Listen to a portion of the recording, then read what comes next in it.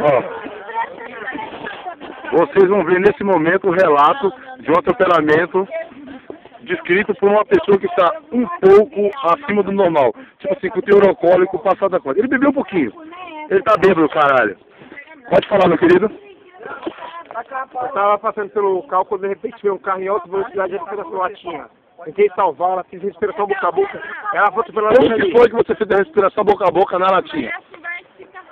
Ela não reagiu. E eu ela foi atropelada, filma.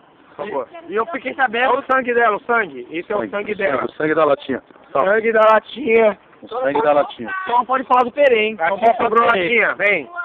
Olha o que sobrou da latinha, gente. Mas por que ela foi atropelada? Porque ela atravessou. Ela atravessou fora da faixa de pedestre. Filma aí, por favor! Filma aí, por favor! Calma, Por favor, deixa eu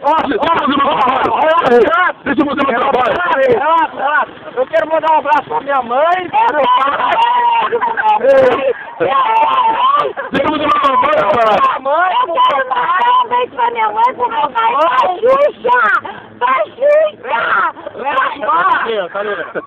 Renato japonês. Gretchen, o ator! Desculpa a todos os telespectadores aí, tá fazendo aqui, tá um pouco alterada, mas livre de latinha, não atravesse fora da faixa. Ednei, 27 de junho de 2010. Boa noite.